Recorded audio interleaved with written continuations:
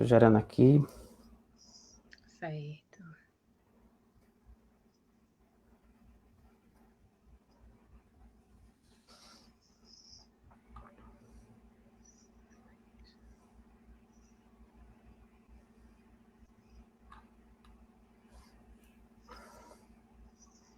Pronto, já estamos online. Eu só vou compartilhar aqui na minha página. Certo.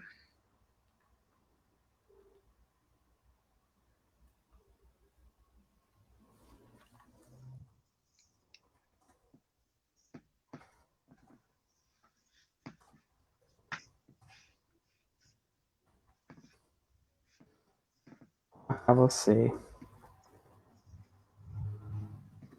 Eu tô aqui me aproximando.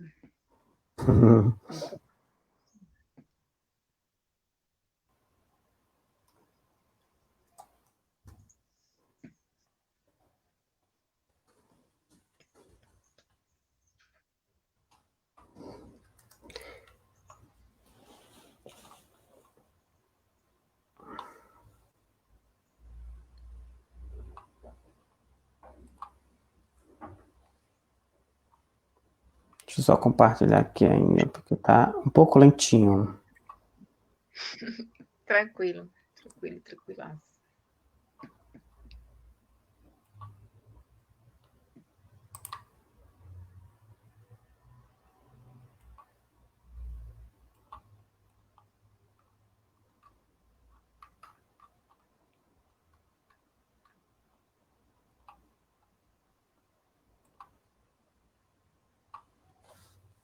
Pronto, acho que foi. Tá na nossa página, então vamos começar. Hoje a gente vai falar sobre racismo estrutural no Brasil e a convidada de hoje é Idiane França. Idiane França, ela é jornalista, é também atriz, ela é também, vou fazer a lista aqui todinha de Idiane, para apresentar a Idiane. Ela é também ativista do movimento negro e também faz ativismo pela mídia livre no Brasil. E hoje o assunto é um assunto bem complexo, né? É uma história que a gente carrega por muitos anos, né? O racismo no Brasil, não somente no Brasil, mas em todo o mundo, né? É reflexo disso, o que está acontecendo e o que vem acontecendo há muitos anos nos Estados Unidos, e foi até motivo de movimentos sociais, né? Com a morte do George Floyd. E isso é o que a gente vai discutir hoje. Eu quero, de antemão, agradecer a Ediane pela presença, por participarmos, estarmos aqui um pouco atrasado, que era de 6 horas, agora é 6h30, mas tivemos alguns problemas na comunicação aqui. Mas tá dando para ouvir direito aí, Diana? Tá tudo ok? Tá sim. Eu já tô com meu café, né? Porque café é jornal. Já tô com meu cafezinho. Boa noite, né, gente? Boa noite. Eu muito feliz pelo convite, né, do Bárbara Xavier. E eu acho que é um assunto. Eu falando chamo Bárbara Xavier, eu já fico tão diferente, mas você disse meu sítio, meu amor. O convite, assim, para mim é muito especial porque é uma temática, né, que quem é negro e quem é negra sabe muito bem o que é o racismo, né? Uhum. Principalmente aqui no nosso país. Então, a gente já pode começar? Pode. E eu queria, de certa forma, Idi, começar logo falando sobre isso, né? O que seria, né? Pode dar só uma pincelada sobre essa questão bem ampla que eu sei, sobre o que é racismo estrutural, né? Como é que isso se desenvolve, né, com o tempo, e falar especialmente sobre o Brasil, e a gente pode até aprofundar para fora do Brasil. Mas, de primeira mão, seria o que seria? Eu acho que a gente tem que começar, primeiro, o que é racismo, né? Uhum. O que é racismo? Racismo é o preconceito, é a discriminação contra uma outra raça ou uma outra etnia, né? onde tem uma ideia de hierarquia racial, onde há comportamentos hostis diante de outras pessoas por elas serem de raças e etnias diferentes. Então, pode ser qualquer tipo de raça e pode ser qualquer tipo de etnia.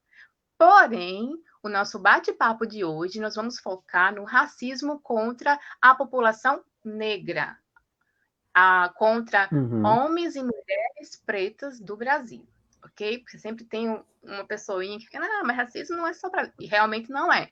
Mas o nosso bate-papo de hoje, o foco será no racismo contra a população negra. Então, como a gente vai falar de racismo estrutural? O nome já diz, né? Estrutura, aquilo que tem base, aquilo que tem alicerce. E o racismo, o racismo na sociedade brasileira, ela faz parte de uma sociedade através da economia, através da política, que é importante dizer que o racismo está totalmente enraizado na sociedade brasileira em vários aspectos e áreas. Né? E para a gente poder se situar melhor, é importante saber que o Brasil teve mais de 300 anos de escravidão. Né? O período em que os negros chegam ao Brasil é o período justamente que já tem havido chegada dos portugueses, já havia uma escravidão indígena, dos povos indígenas, e como houve uma abolição da indígena, né, quando depois vai entrar a igreja, com o processo de catequização. Então, por volta de 1539 a 1542, chegam os primeiros negros, né, são trazidos os primeiros negros, né, escravizados, traficados, para o Nordeste, que vem do período de colônia, né, do Brasil, que vem da província de Pernambuco, que era para as plantações, para os canaviais, né, para o cultivo da cana-de-açúcar. E é importante também, né, porque as pessoas falam África como se a África fosse um país, mas a África é um continente imenso, várias populações negras. E as principais que foram trazidas para o Brasil foi os negros bantus e os negros minas, que eram os pretos da região sul da África, né, que vem do Congo, e da África Ocidental, que vem de Moçambique, que vem de Angola, vem de Guiné.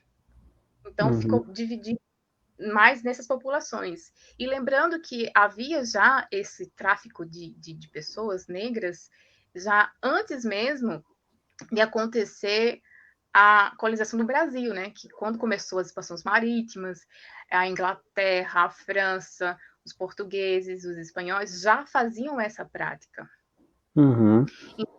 Vem para o Brasil, em 1539, começa esse processo para cultivo de cana-de-açúcar, depois para as minas, depois para os cafés, né, as plantações de cafés, e depois com a chegada da corte para os outros serviços, né, serviços de como chamavam, de criadagem, né, fora o processo de imigração. Então, veja bem, todo ser opressor, ele implanta a ideia de que o subalterno é inferior, o subalterno, né, que está sendo submetido, representa algo ruim. Então, a estrutura social também vem para a subjetividade. Começa um processo de convencimento de que pessoas negras, estão ali porque merecem, estão ali porque não é gente. Quanto mais pinta a pele, mais próximo estará de um animal do que de uma pessoa. Então, eu acho que é desde isso, né, Iri, perdão, mas desde isso foi incutido na sociedade, né, essa questão de que o negro, desde o início, né, quando você faz essa questão da analisar pela história a escravidão, a gente já vê que existe uma chegada dos negros no Brasil e é já visto como uma casta, vamos dizer assim, falando, né, mais baixa. Então, isso se perpetua de uma forma desastrosa para nós, negros e descendentes, enfim, que existe uma área em que nós vamos estar abaixo de uma hierarquia, né? Então, seria mais ou menos isso que caminharia esse racismo estrutural no Brasil? Exato. E, no entanto, que a gente vai fazer o seguinte. Em 1888, vem a tão famosa Lei Áurea, né? A abolição da escravatura. Uhum, Mas esse processo vem de muito antes. Porque uhum, quando vem o opressor, né, e diz para nós negros, tenta nos convencer que somos inferiores, os nossos ancestrais nos contavam outras histórias, nos relembrava de onde nós vínhamos, relembrava de onde vêm as nossas realezas, nossos orixás, nossas lembranças. Então, quanto mais você conhece de onde você vem, mais você se fortifica e mais você não abaixa a cabeça. Então, uhum, começou, diz que o movimento negro da década de 50, 60, não, o movimento negro foi desde o tempo da escravatura, uhum, onde negros se exatamente. refugiavam, se aquilombavam, para mudar essa realidade e essa estrutura. Veja bem, você trabalhar sol a sol, abaixo de açoite, você Uhum, vê suas mulheres estupradas, violentadas, e violências por cima de violência. Então, por que tanto medo que eles têm de que os negros se reconheçam como pessoas iguais, nem mais nem menos, iguais, entende? uhum. E essa discussão Pode falar. E essa discussão é justamente isso, né? Porque se perpetuou, de certa forma, essa questão de que o negro está sempre para servir, né? Porque, assim, Sim, foram, como você falou, mais de 300 anos de escravidão no Brasil, e muitas pessoas falam assim, né, Ediane, que não é, já existiu o pagamento, as pessoas já estão livres agora e tal, e não existe mais dívida.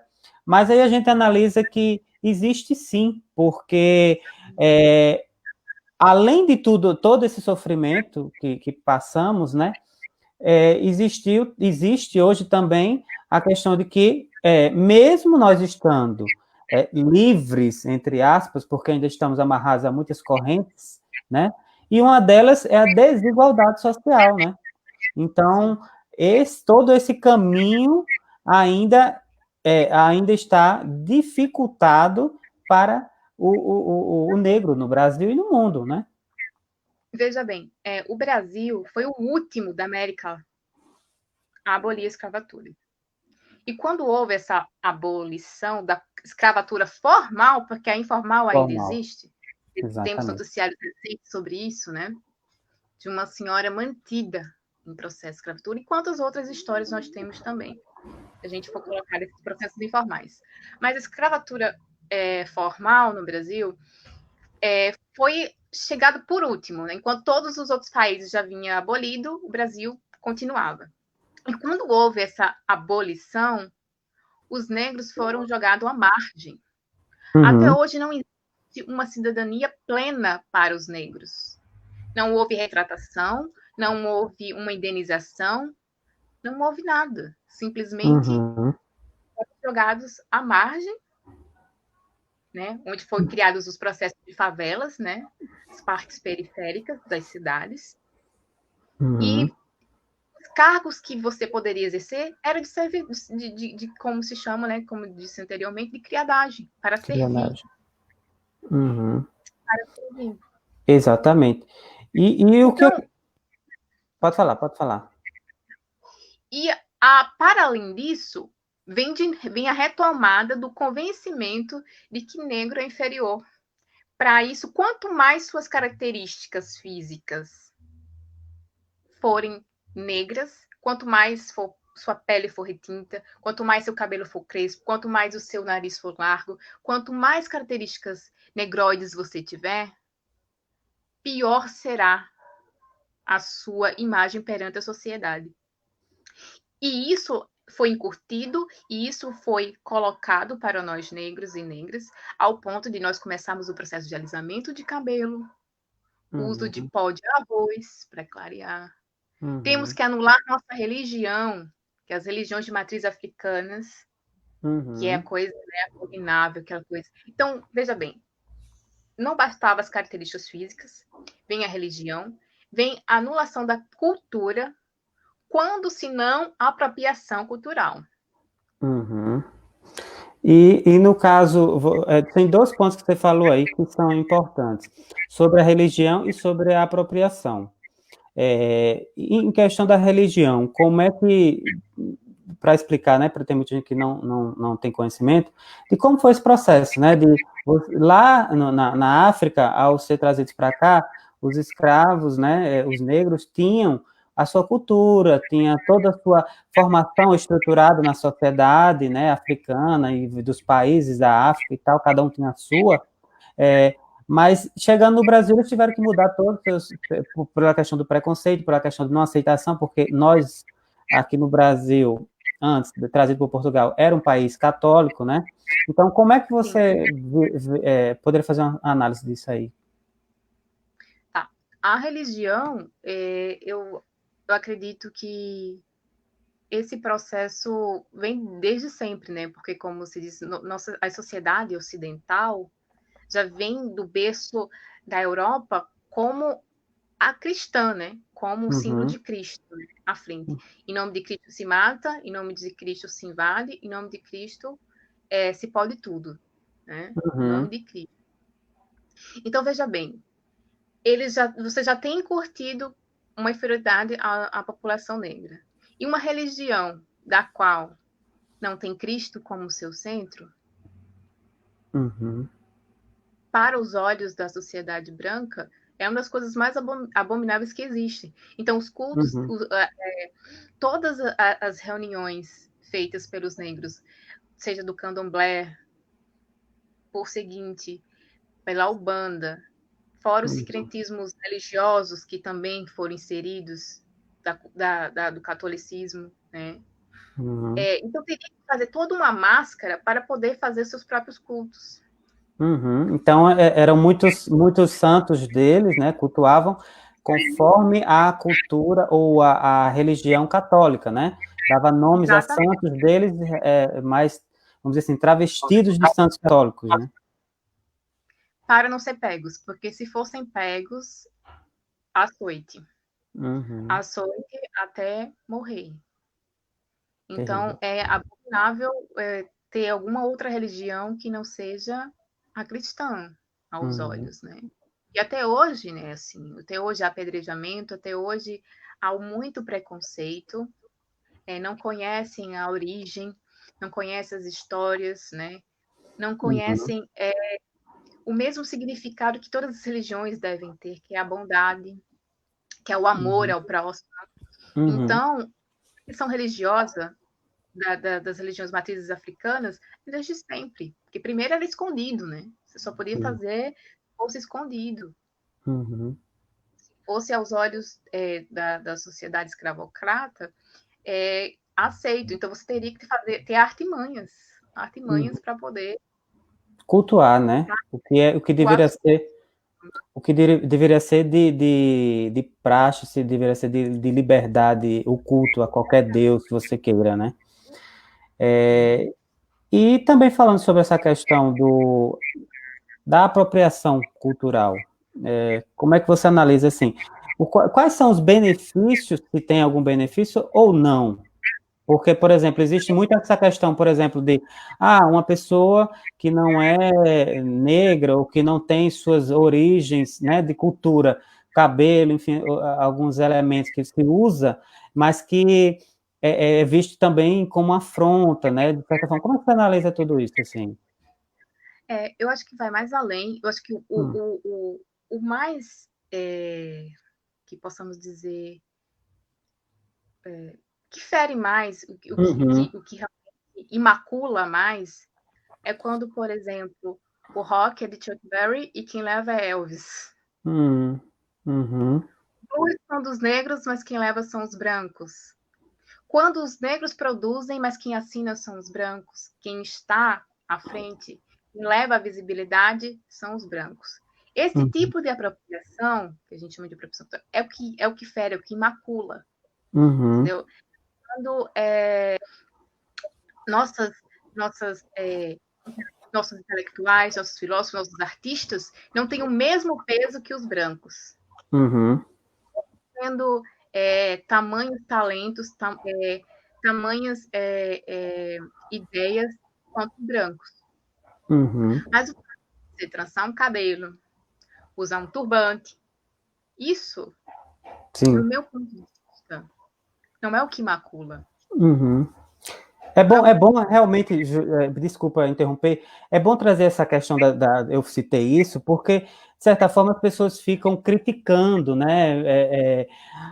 Surgem polêmicas em relação a essa questão, que é muito bom você falar isso, porque isso não é o mais o importante para se debater, né? Mas existe esse debate muito aí nas redes sociais, e o que você está trazendo é justamente o que é de importância, que fica ali escondido, de certa forma, e tira o protagonismo do negro, né? Entendeu? Como Exato. criador de cultura, como o desenvolvedor de ideias, né? Porque tem muitos escritores brasileiros que são negros, mas que também não têm destaque, porque, como o Silvio Almeida estava falando na Roda Viva, falando que os negros não se falam só de racismo, falam de tudo, mas só que é uma pauta tão difícil, tão sofrido ainda no Brasil, em qualquer lugar do mundo também, que é necessário falar a todo momento mesmo, né? Então, tem que ter essa voz, né? Sim, tem que ter. E é importante perceber isso, sabe? Que o racismo estrutural está nessas nuances. Quando o peso de um artista negro não é o mesmo peso que um artista branco, de um filósofo negro não é o mesmo peso que um filósofo branco, e um intelectual negro não é o mesmo que um branco. Você consegue perceber. Você consegue perceber a estrutura formada numa piada, Uhum, na associação do ruim ao negro, uhum, entende? Então, você exatamente. vai vendo, vai minando, e quando você vai ver o Atlas da Violência do ano Uhum, passado, 2019, 75% das vítimas de homicídios são negras. exatamente. Consegue, não sei se vocês conseguem perceber, né? Uhum, Nitidamente isso é social, por números, né?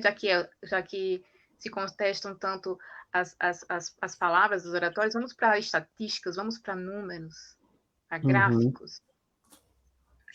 Quando vem essa entrando já das manifestações, né, atual uhum, do George Floyd, em que ele passou 8 minutos e 46 segundos com um policial branco com o joelho em seu pescoço.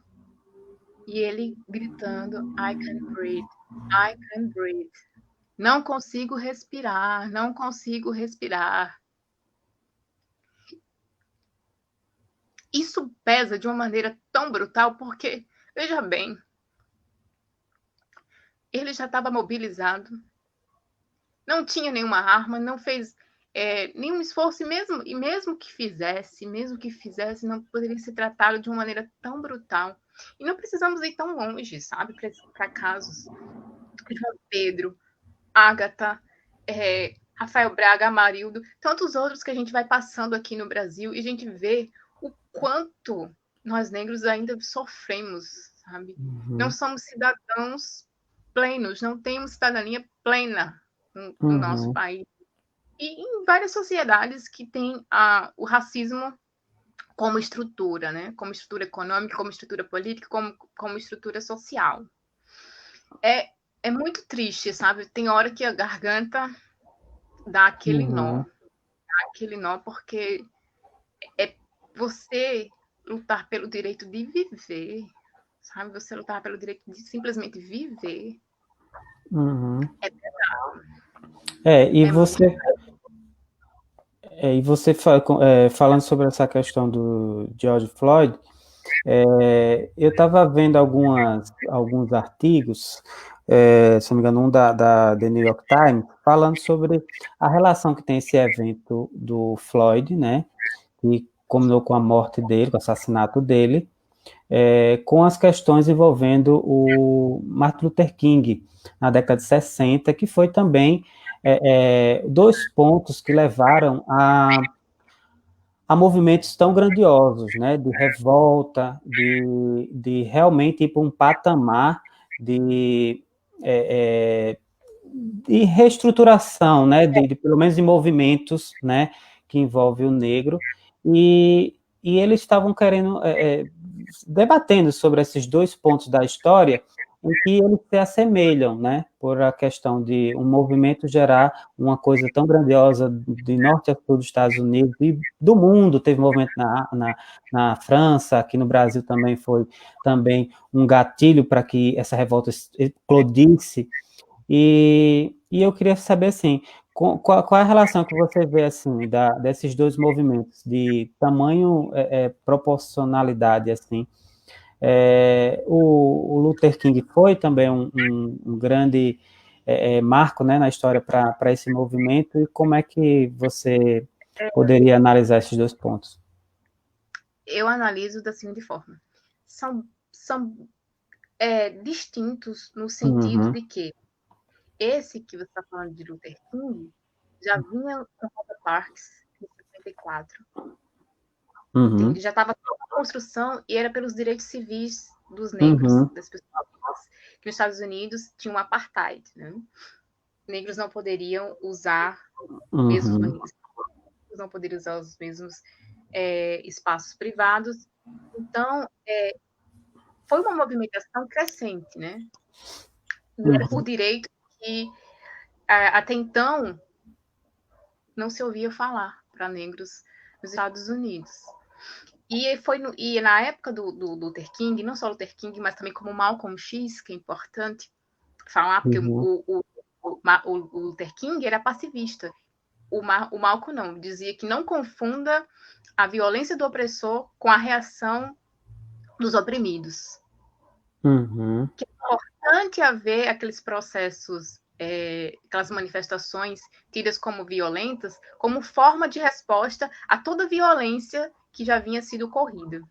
Então, veja bem, esse movimento vinha nos Estados Unidos, que estava passando por um processo de contracultura, um processo de Guerra Fria, que é a Guerra do Vietnã, e o processo de direitos civis, que já estava sendo lutados, há um tempo. E essa atual do Floyd é simplesmente o estopim para demonstrar que aqueles direitos que foram alcançados anteriormente não passam de papel, que eles ainda existem. Não da mesma forma tão abrupta, mas que existe e que está impregnada também socialmente. E que não pode mais tolerar esse tipo de coisa. Então, uma ainda era conquistando, lutando, permeando, e foram anos adentro, e outra é para que aconteça novamente. Muitas pessoas morreram para que hoje essas pessoas, essas mulheres e esses homens negros tivessem pelo menos o mínimo de cidadania. Então, eu analiso assim. E essa é uma luta que está cruzando a história, e a gente vai vendo, porque, por exemplo, em alguns momentos da história, a gente até acha que algo pode mudar, e quando a gente vê que eclode um movimento tão grande como esse, a gente percebe que não precisamos ainda caminhar bastante, né, para chegar a uma equalização sobre isso, porque não há, né? Não. Enfim. E agora a gente vai também passando para um outro tema, que é em relação à questão Brasil, relacionado com o que está acontecendo no Brasil, que não deixa de ser uma barbárie em todas as esferas, né? E uma delas que a gente nosso tema é sobre como o governo lidar com essa questão do racismo no Brasil, né? Porque a gente vê que tem alguns órgãos, né, que no caso, hoje, do Palmares, presidido pelo Sérgio Camargo, né, que é um total afronta ao movimento, né, à nossa memória, à nossa dignidade como seres pertencentes a um país que deveria lutar e proporcionar igualdades para todos, mas que a todo momento a gente vê que isso é destruído, né, minado a todo momento. Qual a consideração que você faria sobre essa questão, Lidy? Veja bem, quando um presidente da República é eleito dizendo que os filhos dele foram bem educados para não casar com uma negra, com uma mulher negra, você já pode deduzir daí qual é a mentalidade. Então, quando um líder de uma nação valida esse tipo de atitude, mesmo sendo considerado crime no país, e ele reafirmar abertamente isso, ele está validando que qualquer pessoa do país possa fazer um ato de racismo. Uhum. Qualquer pessoa possa expor a sua violência contra uma mulher ou um homem negro. Então, se o presidente fala abertamente sobre isso, por que eu não posso? Por que eu não posso? Então, o Bolsonaro, ele está trazendo duas vertentes muito, muito, muito, muito perigosas, que é o racismo e o fascismo. Todas as falas do Bolsonaro estão encurtidas no racismo, está encurtida no fascismo e na LGBTfobia, né, também, que ele se declara claro, ele deixa muito claro todos esses seus pensamentos torpes referente às ditas minorias, né? Eu sempre gosto de botar aspas para as minorias, porque a gente sabe que de minoria nós somos muitos, né? Na verdade, nós somos maioria no sentido de quantidade, no sentido de quantidade. Então, você tem um cara em que não tem nenhum projeto de políticas públicas para os cidadãos brasileiros. Um cara que tem todo um mandato político até agora, com escândalos e mais escândalos, saídas e mais saídas de ministros, e que estamos numa pandemia e estamos vivendo um caos. O que esperar? E quando ele está validando atos de violência, enquanto ele valida atos de racismo, enquanto ele valida atos de fascismo, de lesbofobia, de misoginia, nada vai mudar. Pelo contrário, vamos nos afundar cada vez mais enquanto civilização, enquanto processo civilizatório.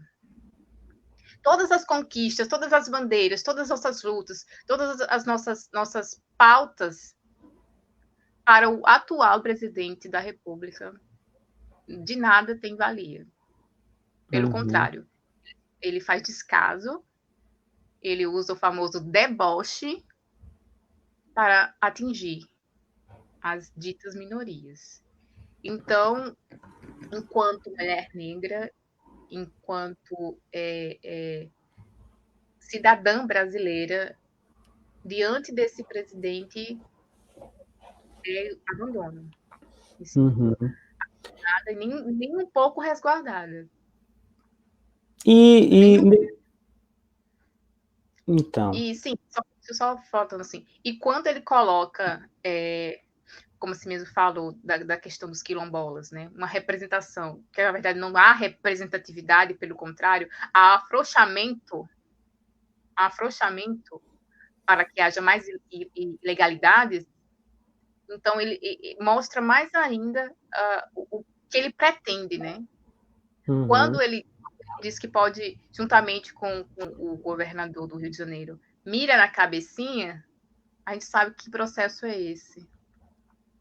O tal famoso processo de higienização. A favela é a mira, né? Onde a concentração da população negra é a mira. É só para retomar o que você tinha falado. E sobre a questão do que eu estava vendo o Silvio Almeida falando sobre a questão que vai de encontro a essa necessidade que eu acredito que, como você também poderia falar, é necessária, que é a questão da representatividade, né? A representatividade no Brasil, né, nós somos escassos de negros ocupando cargos, né, de que faça, né, algumas interferências, que seja voz para a população, né, que, como você disse, não é minoria, mas nós somos a maioria em quantidade. Então, por que que você, analisando assim, por que que a quantidade de negros em cargos que sejam decisivos para a nossa sociedade, né, é tão pouco? Eu acho que a gente, é sobre tudo que a gente já falou até agora, né? Uhum, Lembra a construção de que qual é a posição do negro? De criadagem, de ser subalterno. Então, os negros não têm o mesmo peso que um branco. uhum, Lembra que a gente já veio falando uhum, desde 1539, quando os negros chegam aqui no Brasil, de como eles são tratados, de como a hierarquia racial é posta, né? Então, veja bem, mais de 300 anos de escravidão. São uhum, mais de 300 anos. Depois jogados à margens, jogado sem nenhuma retratação, nenhum tipo de indenização. E quando se coloca uma cota, quando se coloca cota, chama de uhum, mimimi. Então, exatamente. não é de se espantar que não tenha. Pelo Uhum, contrário, é de se combater e de adicionar mais e mais a obrigatoriedade de ter pessoas negras, não só pessoas negras, mas também as pessoas indígenas, as uhum, mulheres, os uhum, LGBTs e tantos outros. Mas uhum, na questão do negro, é justamente na questão social e econômica e política do país que está estruturado o racismo, em que o negro uhum, só serve para mão de obra pesada. O uhum, negro para pensar, não serve para a parte intelectual, né? Só para a parte braçal. uhum. E Então, aquela questão, a questão do preconceito é por si só uma massa que deve ser destituída, né?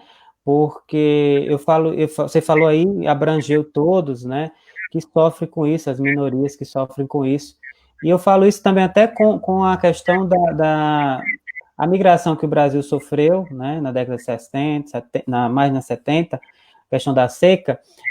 Existe também um preconceito também para quem é de outras religiões. Eu estou só fazendo, ou de outras religiões, estou fazendo só um adendo aqui, porque isso também é uma questão grave, né, de julgar o outro pela certa aparência, enfim, coisas torpes que nós vivemos nessa sociedade. E eu estou fazendo só esse adendo mesmo, porque é uma questão que eu já vivi, né, pessoalmente aqui. Eu sou do Rio Grande do Norte, mas estou vivendo aqui em São Paulo, e tive esse choque, né, de achar que, por exemplo, eu estou vindo do Nordeste, eu estou vindo de Natal, o cargo que eu poderia trabalhar aqui seria um cargo menor que um paulista poderia ter. Então, assim, achar que eu tenho uma graduação, uma pós-graduação, é um espanto, de certa forma, por isso, né? Então, assim, são vários preconceitos que estabelecem esse racismo estrutural, né, no Brasil. Porque, resumindo o que é racismo estrutural, é justamente a inferiorização do negro na sociedade, em que ele não é permitido que ele suba um outro patamar dentro desta sociedade. Então, ele é sempre visto de uma forma menor, de uma forma que é serviçal. Então, este é o grande paradigma que nós temos que quebrar na nossa sociedade. Então, é isso que essa discussão não é mimimi, é uma discussão que realmente é necessária e temos que quebrar isto o máximo que a gente puder, porque não é só quebrar a mentalidade, porque o que as pessoas falam aí, né, até o Bolsonaro também fala que não existe racismo no Brasil. Por quê? Porque eu estou numa situação privilegiada na sociedade, né? Se você está naquela situação desfavorável na sociedade, então não existe, para você realmente não existe, porque você não está vivendo, né? Então, é necessário discutir isso, e eu queria aí de que você falasse de sua experiência de vida. sim. Veja bem, eu sempre digo assim, se você nunca sofreu nenhum tipo de problema por conta de sua cor, por conta de suas características físicas, então você é um privilegiado, né? O racismo, como falando em estrutura, se a gente for montar uma casa, o racismo seria o cimento, entende? O Uhum. racismo é o cimento, ele está ali impregnado, porque a construção da sociedade brasileira foi construída a partir do racismo, através da exploração de negros e negras. Então, Uhum. primeiro, acho que todas, no caso das mulheres negras, o primeiro processo é embranquecimento. Né? Lembro Uhum. que é conhecido que você, enquanto mulher negra, você simboliza o que é de ruim, simboliza o que não é de bom. Então, você tem que se parecer o máximo com brancas, né? Que vem o Uhum. processo de alisar, Uhum. vem o processo de você tacar um pó branco na cara para tirar o máximo da melanina que você tem.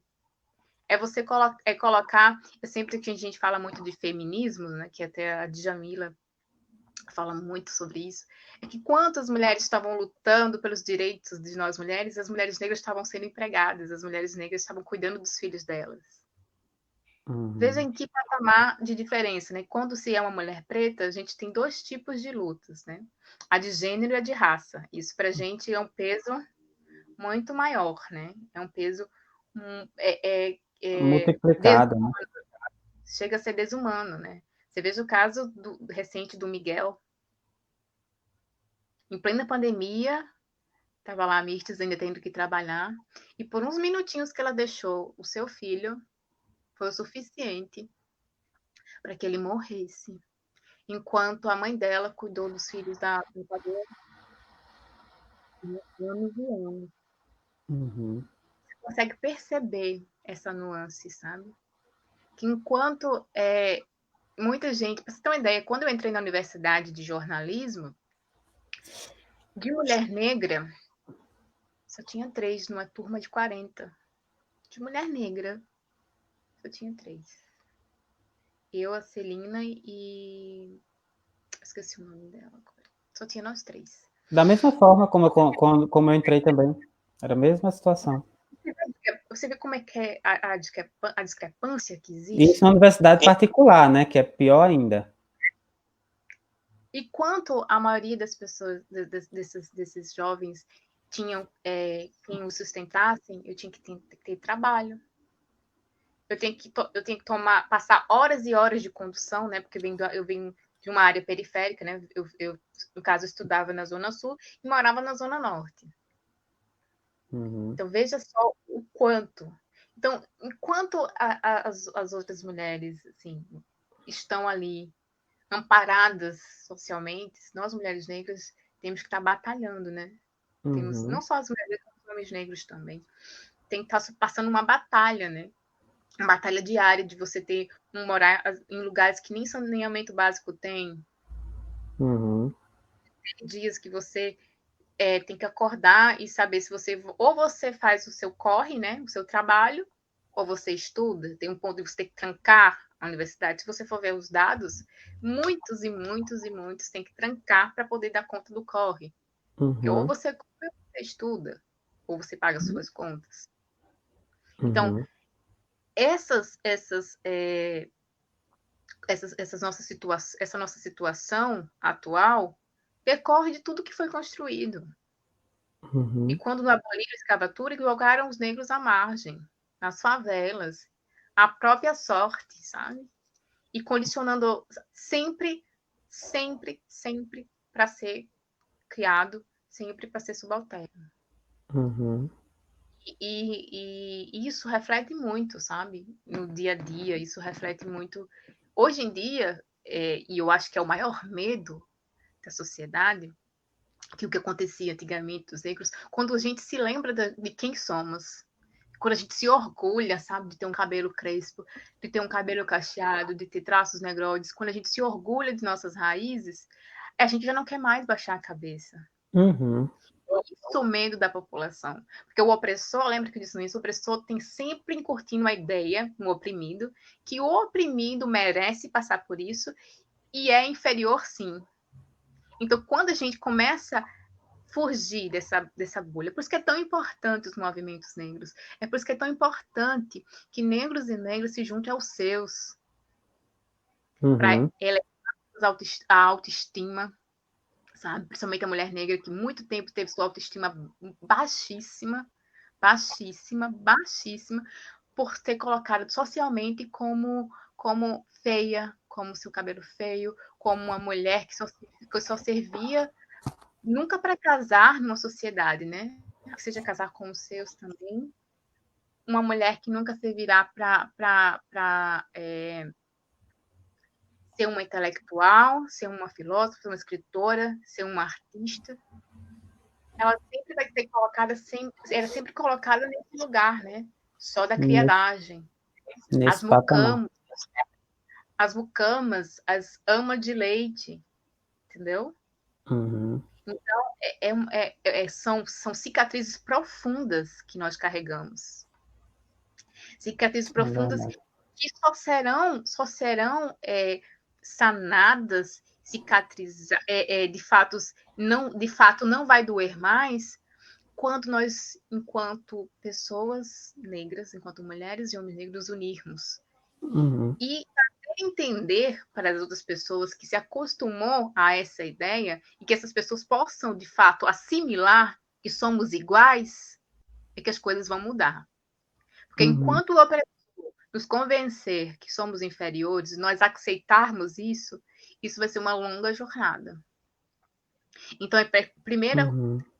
passo é o despertar do próprio povo negro. O primeiro passo é o despertar do próprio povo negro. Segundo passo é a união do próprio povo negro. E o terceiro passo é a luta, até que haja uma conscientização social. Mas é um processo que a gente já sabe que vai Uhum. perpetuar anos e anos. Mas as novas gerações já têm que crescer sabendo que são iguais, Uhum. que são bons quanto as pessoas brancas, quanto as pessoas indígenas, quanto qualquer etnia, sabe? Que nós somos iguais, que nós temos os mesmos talentos, que a gente pode ter acesso às mesmas coisas, sabe? Uhum. Que eu posso ser presidente da República, Uhum. ver Barack Obama. É São verdade. esses pontos que têm que ser enaltecidos, são esses pontos que têm que ser reafirmados. E enquanto isso não vai por consciência, vai pelas cotas, vai pela Uhum. obrigatoriedade. E é assim que tem que ser, até que haja um processo de conscientização fluida, sem obrigação Uhum. nenhuma. Mas É. enquanto não houver, tem que sim, tem que manter cotas, tem que ter obrigatoriedade de crime contra racismo, tem que ter tudo. E essa coisa de achar que fazer piada com minorias é legal, não é legal, não é legal. Você usar sinônimos de inferioridade, sinônimos de coisas ruins, pelo gênero, pela raça, pela cor, por etnias e N fatores, por sexualidades, enquanto houver, e formas também, né, que também existe muita gordofobia, existe tantas fobias que a gente, inomináveis, que as pessoas fazem piadas como se isso fosse a coisa mais normal do mundo, e não é. E eu sempre digo uma coisa assim, cuidado com o que você toma por normal, porque a Uhum. normalidade é uma ilusão. O que é Uhum. normal para uma aranha é um caos para uma mosca, Uhum. entende? Verdade. Então, só esse processo de naturalização que deixam as coisas como estão. Esse Uhum. processo de naturalizar violências, esse processo de naturalizar discriminação, esse processo de naturalizar preconceitos, que faz a sociedade estar onde está. Então, é preciso Uhum. rever aquilo que tomamos por normal. Uhum. Ah, mas no tempo da minha avó, isso era normal.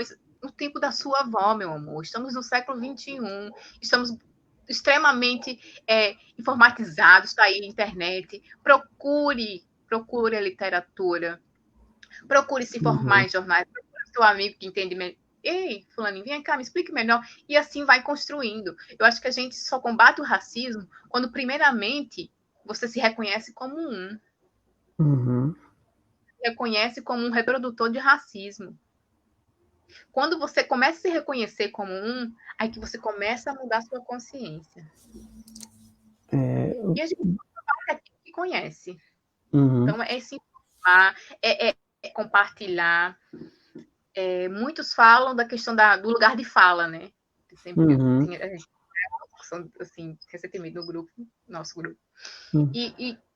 Gente, qualquer pessoa, seja ela branca, preta, indígena, amarela, não importa. Qualquer pessoa pode falar, pode pesquisar, pode estudar sobre racismo.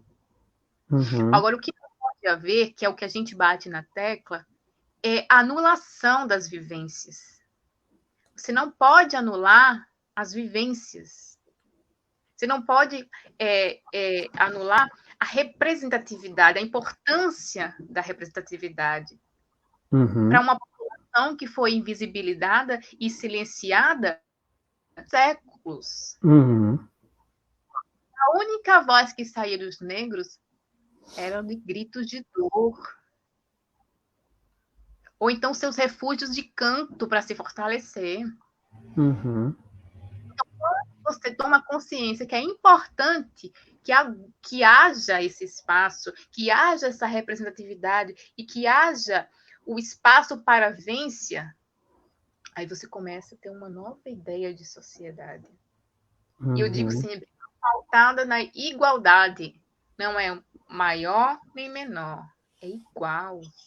Uhum. Igualdade. Igualdade. Sabe? Mas enquanto a gente ainda está lutando para sobreviver, é pesado, é dolorido. É um caminho que a gente ainda tem que trilhar. E como eu já disse aqui em outra live falando sobre essa questão, mas justamente para destacar essa questão da dívida que nós temos historicamente com a escravidão. A federação, o país tem uma dívida com o povo que veio da África e nós temos que buscar esse equilíbrio, né? A gente sabe que o capitalismo é um dos problemas também que nós temos, né? Que é essa desigualdade, mas através de ações que o governo possa fazer, que é o caso, como você falou, das cotas, ele traz um processo, né? Não é que traz total igualdade, ele traz um primeiro passo para um processo de igualdade. Então, as cotas, ela veio para trazer oportunidade, né? Como a gente vai chegar a um patamar de ter representatividade? Eu acho que o problema que esse governo tem hoje, do governo Bolsonaro, é justamente isso. Ele sabe dessa potencialidade que nós, da sociedade, temos que alcançar, podemos alcançar com esta, vamos dizer assim, esse retorno, né, histórico, que são as cotas, que são a abertura para concursos, né, de cotas para concurso. Então, todas essas bolsas, leis e tudo, traz uma possibilidade de equalizar um pouco desta dívida. Não é total, como eu já disse, mas é uma forma de caminharmos para isso. Então, o governo, de certa forma, estava tentando, né, uma questão de bolsas do ensino superior, né, da pós-graduação, estava querendo retirar essas bolsas, né, para quem era cotista e tal, mas é uma forma que ele vê realmente de destruir esses passos que foram tão construídos nessas últimas décadas, né, até em governos passados, mas é um caminho que a gente ainda tem que lutar para que isso, pelo menos, permaneça com essas cotas por um período, para que a gente consiga ir para outro patamar, né, Idi? É a história da meritocracia, né? A meritocracia é o maior sofisma, né? Maior falácia que existe na sociedade. Como vai ter, Não tem né? como que você vai poder falar de meritocracia quando uns estão apenas estudando, estão apenas preocupados em passar, enquanto os outros estão pensando em sobreviver. Uhum. Pensando, Exatamente. vai ter mais um dia, sabe? De Uhum. colocar o pão na mesa. Como é que pode ter essa igualdade?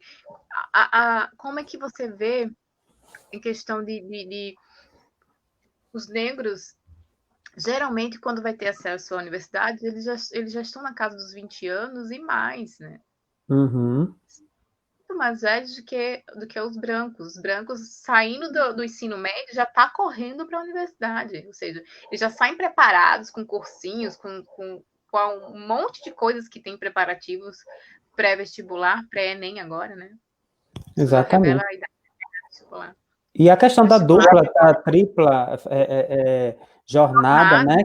Que tem o trabalho, tem estágio, tem tudo, e muitas vezes tudo. a pessoa privilegiada na sociedade só tem aquele estudar mesmo, a dedicação total ao estudo. Então, como é que você vai equalizar isso, né, na meritocracia, como se diz, se você não dá oportunidade? A meritocracia existiria se tivesse oportunidades iguais, né? Como é que você vai falar de meritocracia se João Pedro, de 14 anos, foi assassinado na própria casa? Se a Agatha Vitória, dentro de uma van, com 8 anos, foi assassinada? Me diga que meritocracia é essa? Uhum.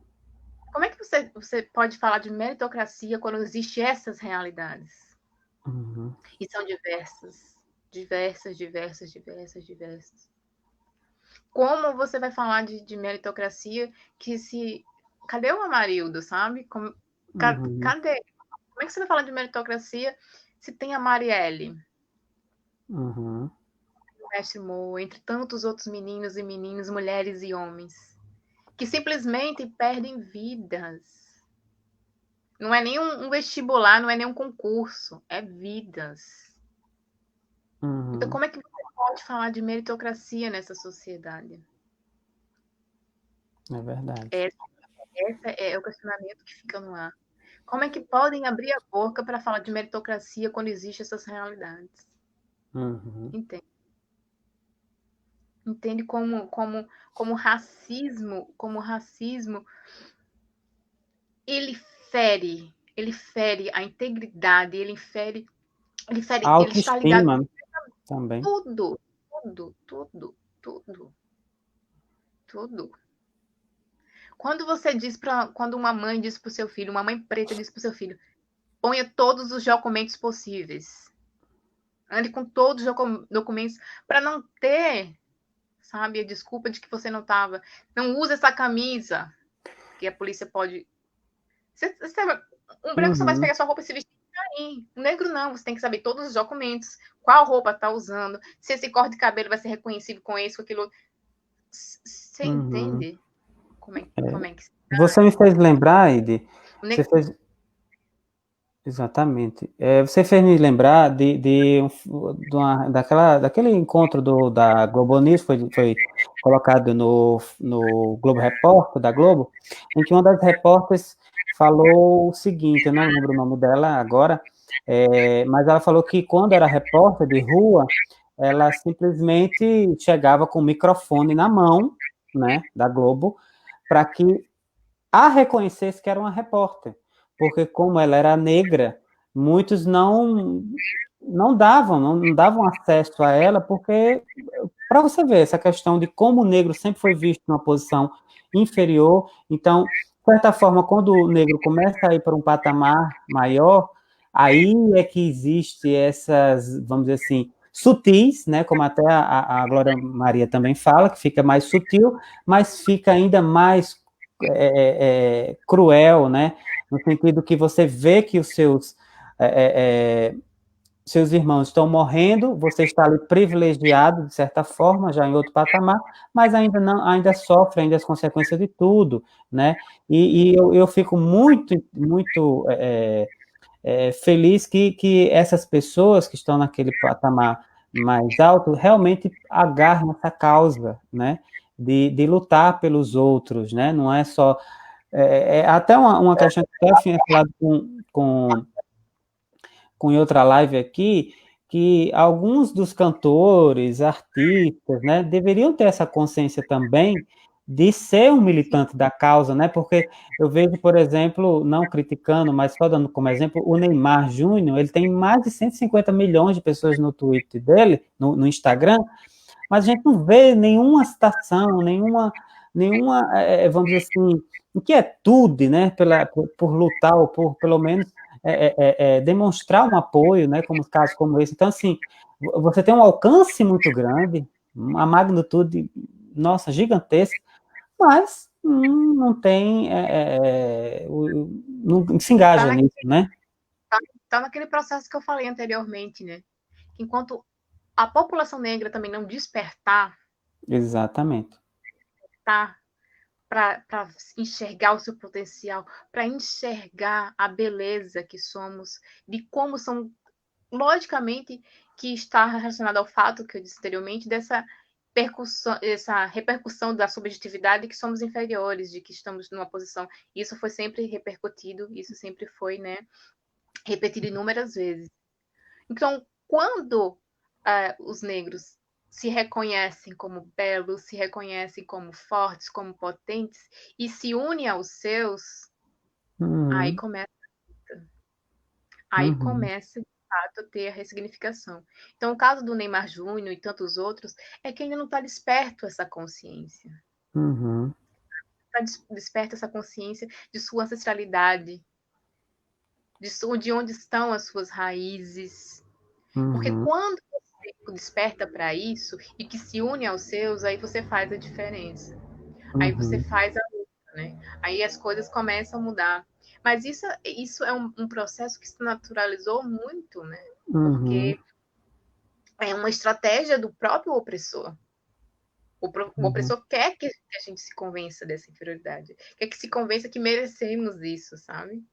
Exatamente. E E a, até. e a própria religião, né, também repercute muito nisso. Uhum. Quando tem passagens que querem dizer que quando Deus botou o dedo lá, fez a mancha negra, era nós negros, né? Quando teve a renegação do processo de Caim, de Abel, de Eva que saiu, né? Depois que houve a morte de Caim, Abel, enfim, eu não lembro exatamente que passagem livro, claro, no livro da Gênesis, né? Do período de Uhum. Gênesis, mas que diz tem essa passagem que Deus colocou na testa uma marca. Mas eles deturparam até essa passagem para dizer que o dedo de Deus era tão grande que foi o corpo inteiro, não a testa. Uhum. A marca. Então, até esses artifícios de Uhum. religiosidade, até os artifícios mais torpes possíveis são usados para que se subjetivem que nós negros somos inferiores e até nós mesmos aceitarmos isso, que somos subalternos, que nós temos que estar sempre servindo, que a gente tem que estar sempre nessa posição inferior e não de igualdade.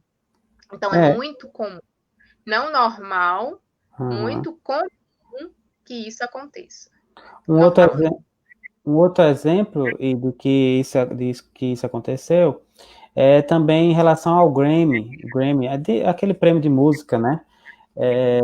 Em que a Beyoncé ela retratou isso porque já estava, né, triste com essa questão de ter colocado um título, né, para a música chamada de música black, né, para tirar do protagonismo do negro, né, da categoria de melhor cantor, né, de melhor canção e tal, e se colocou esse título de música black para não dar um título de melhor cantor para um negro, né? Então eu acho que isso como é um exemplo disso, né, que você está falando aí na atualidade. É, e já faz 1 hora e 3 minutos já estão passando de 1 hora. Como voa, né? O tempo passa rápido. Eu queria só fazer aqui umas colocações sobre quem está assistindo e quem estava compartilhando. Olha, deu um problema tão grande aqui no negócio que eu compartilhei em vários lugares, foi na minha página, foi no pessoal, foi no DID, e ficou meio que não apareceu todos os comentários aqui das pessoas, mas eu vou botando Eu aqui, ó, não, do Flávio, é, um, a da Graça Araújo comentou aqui, a Miguel Salustiano colocou parabéns pelo debate, comentando aqui sobre a Glória Maria. Aí tem também a Ana falando aqui, a Ana Mesquita falou, Neymar se declara branco, em outra postagem aqui no Facebook. E também agradecer também as pessoas que compartilharam, né? Teve aqui o Arthur Cortez, que compartilhou, quem mais? Eu não vou conseguir ver aqui, porque tem muita coisa aberta aqui, um monte de página, que eu sou louco, eu deixo tudo aberto aqui. Mas eu queria falar também, Idi, e colocar no assunto que você foi a ganhadora do prêmio aí, do prêmio do 22º Prêmio Estadual de Direitos Humanos, né? Emanuel Bezerra. Eu queria que você comentasse um pouco sobre ele, porque tudo que está nesse patamar, né, de visibilidade é importante a gente destacar. Eu queria que você falasse sobre ele, como foi. É importante dizer que foi uma conquista coletiva, né? Era nós meninas que trabalhávamos junto para o Mídia Ninja, né? O Mídia Ninja RN, eu, Celina, Heloísa Clay, Ayane, Luísa Medeiros, Micaele, Rayane, Bianca, Giovana. Então, é um prêmio coletivo, né? Uhum. Não posso deixar de dizer isso, porque é um prêmio coletivo. E de meninas que vinham de uma realidade, não todas, mas numa realidade, eu, Celina, como mulheres negras, né? E as outras meninas não negras, mas também de uma realidade socialmente e econômica inferior, né? No sentido de Uhum. classe social. Infelizmente, vivemos essa desigualdade. Mas mulheres que batalharam para uma mídia livre, né? Que nossa pauta era uma mídia livre. Então, a gente fizemos a cobertura, não sei se vocês lembram da Primavera Estudantil, né? Onde houve Uhum. ocupações, Sim. ações, né? De 2015, que o processo começou desde 2013, 2012, Uhum. 2013, né, os atos, as manifestações, Uhum. e a mídia alternativa, no caso a mídia livre, começou, né, a atuar para dar voz, para dar visibilidade aos movimentos, para mostrar o que a mídia tradicional, né, a hegemônica, não Uhum. mostrava. Então, a gente fez um trabalho de cobertura dessas ocupações, essas ocupações estudantis, mostrando a realidade dos alunos, de como havia sendo, já que havia uma marginalização, né, do movimento. Então, por esse trabalho, nós fomos premiados pela Câmara Municipal de Natal, Natal RN, Câmara dos Bacana. Vereadores. Que E é um maravilha. trabalho que a gente se orgulha muito porque você lutar contra as estruturas, porque a gente diz, nossa, a sociedade tem inúmeras estruturas, inúmeros mecanismos que levam a gente sempre para uma sociedade desigual, né? Sempre Uhum. leva a gente para o lugar da desigualdade. Então, e muita gente ainda não conhece ou então subestima muito o poder da mídia, né? O Uhum. quanto a mídia é atuante nesse processo, até mesmo no racismo, até mesmo na questão socioeconômica. Então, quando você luta por uma mídia livre, por uma mídia democrática, você está lutando pela representatividade, você está lutando pelo protagonismo.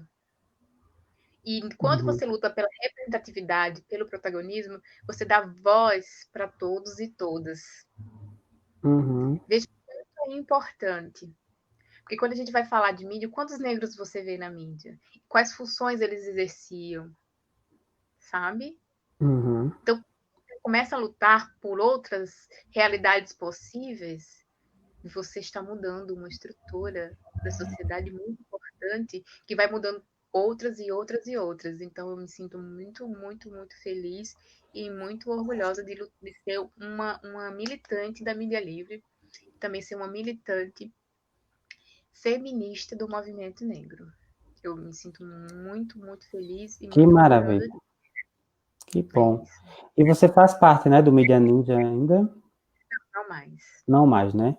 Mas que Quando legal. em 2018, eu me afastei. No segundo semestre de Uhum. 2018, quando começaram as eleições Uhum. presidenciais, eu me afastei de tudo. Eu fiquei muito abalada emocionalmente. Inclusive, sofri alguns tipos de ameaças virtuais, sabe? Uhum. Muito barra pesada, porque quando você está nessa linha, e eu tive invasão de conta, sabe? Nossa. Foi. Eu tive. Hum. Mas aí consegui. Eu preferi, por questão de saúde Uhum. mental, por questão de preservação, né? Uhum. Preferi me afastar. E estou retomando aos pouquinhos também, fazendo como posso, vou movimentando ali. Estou muito mais próximo do movimento negro, estou tem um Uhum. projeto juntamente com a Ana Paula Campos, com a Preta Rogéria, com a Lucélia, a Jamile Marques, com o Rodrigo Nagô, um projeto para a literatura negra, Uhum. porque acho que a gente tem que começar nas bases, com as crianças. Então, são projetos que estão aí efervescendo e as formas de mudar. Uhum. Então, eu tenho buscado muito isso, sabe? É um processo que foi muito necessário para mim ao mesmo tempo, a gente vê os frutos, vê como se chega, a gente vai crescendo, vai revendo. Mas é isso, é um processo que está acontecendo e na pandemia a gente tem movimentado, se juntado cada vez mais. E é o que eu sempre indico às pessoas: se junte aos seus. Que bom. Junte aos Boa, seus. boa dica. Se junte aos Então, Idi, nós estamos agora terminando. Vamos agradecer também ao pessoal que todos, né, que ficaram aqui.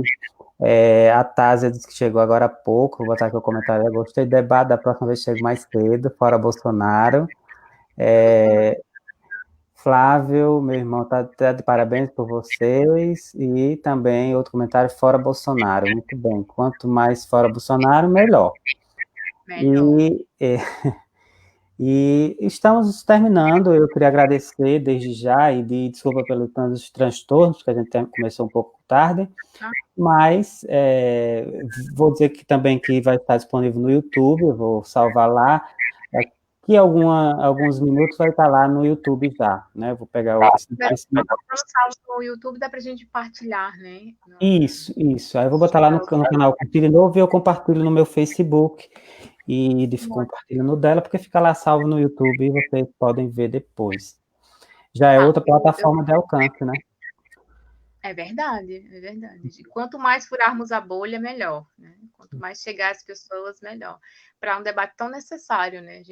É muito necessário. A gente fala sobre racismo, a gente fala sobre o que vem acontecendo no país, sobre o quanto é importante combater, né? Não basta você, como diria Angela Davis, né? Angela Davis, não adianta, né? Não basta você não ser racista, você tem que ser antirracista, tem que combater Uhum, mesmo. Então é verdade. eu quero agradecer muito pelo convite, assim, Bárbara Xavier, eu tenho que sempre falar Bárbara Xavier, para mim é Chico. Chico. Bárbara Xavier, pelo convite e agradecer a todos que nos assistiram, assim. Beijo, Ana, Anoca, Tásia e todos os outros e outras que participaram com a gente. Muito obrigado e digo assim, que combatam. Não importam onde estejam, com quem estejam, combatam o racismo, não só o racismo, como qualquer atitude que viole a vida do outro, que viole a vida do outro. Uhum, E quanto àquela questão inicial que eu falei, né, que nosso enfoque desse bate-papo seria o racismo contra negras e negros, mas também é importante falar do racismo com outras raças. Então, uhum, você que também se sente à vontade, que tem prioridade, que tem. Como é que eu não me esqueci? Não é prioridade, que tem. Como é que fala? Agora me esqueci, fugiu a palavra. uhum, Que sabe, né? Que sabe sobre o assunto, que tem uhum. propriedade. Essa é a palavra. Propriedade. Que tem propriedade para falar sobre o assunto, abram os espaços e falem. Uhum, É necessário falar, é necessário conhecer. A gente só combate aquilo que conhece. E é uhum. isso, muito obrigada. Beijo no coração de cada um de vocês. A pandemia ainda continua, os casos vêm aumentando. Se cuidem, se previnam como podem. Eu sei que é difícil, nem todo mundo pode ficar em casa, tem pessoas que têm que trabalhar, tem gente que está na linha de frente, mas se cuidem, porque no governo, no desgoverno, Uhum. não tem como a gente confiar, não. Vamos se cuidar, vamos se fortalecer e se junte aos seus. É isso. Obrigado, viu, Ediane, e agradeço a todo mundo. que participou aí. Como eu disse, vai estar no YouTube. E próxima semana a gente faz outra live com outro tema também. E espero que estejam todo mundo bem, como estão vendo nessa pandemia, mas esperamos dias melhores, né? E agradecer mesmo a todo mundo. Muito obrigado e tenham uma boa noite a todos. Compartilhem, comentem. Exatamente.